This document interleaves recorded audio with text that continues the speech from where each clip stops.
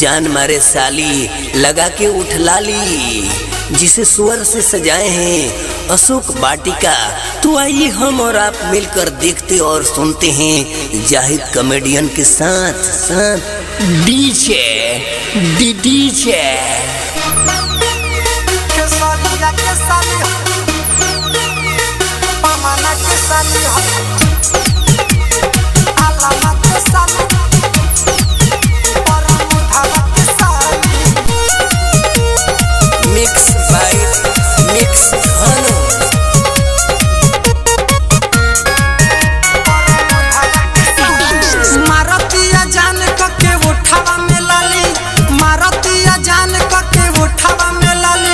सरिया के साली हई मामाना के साली हई निरहुआ के साली परमोधावा के साली मारतिया जान के उठावा में लाली मारतिया जान के उठावा में लाली हई के सरिया के साली हई निरहुआ के साली हई मामाना के साली परमोधावा के साली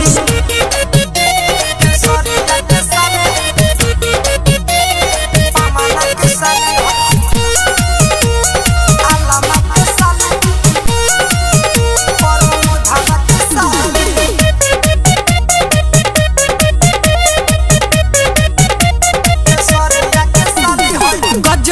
स्टाइल एकर गजब फिगर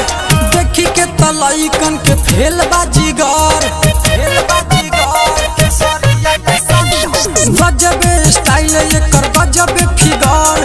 देखी के तलइकन के फेल बाजीगर 1 लाख के पेनहतिया हो काना बाली 1 लाख के पेनहतिया हो काना बाली हई पलुआ के साली हई दीपका के साली हई रितेशवा के साली हई नीलकमला के साली सरिया के साली मामाना के साली आलामा के साली परमोधावा के साली लइकन में डेली करावती अला फरा पेन्ह के देखावती छोटे छोटे कपड़ा लइकन में डेली करावती अला फरा पेन्ह के देखावती छोटे छोटे कपड़ा कबो बने रानी तो कबो अमर पाली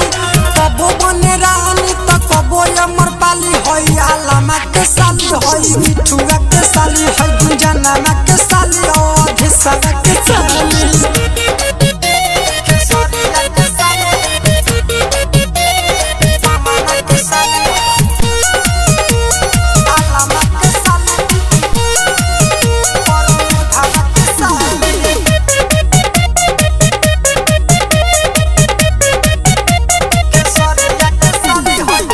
बारे बबुआ आजाद बटिका अशोक कहे मालबायाबाद धनो हरीश बारे बबुआ आजाद बटिका अशोक कहे मालबायाबाद मारतिया आँख बड़ी बिया खुरा चाली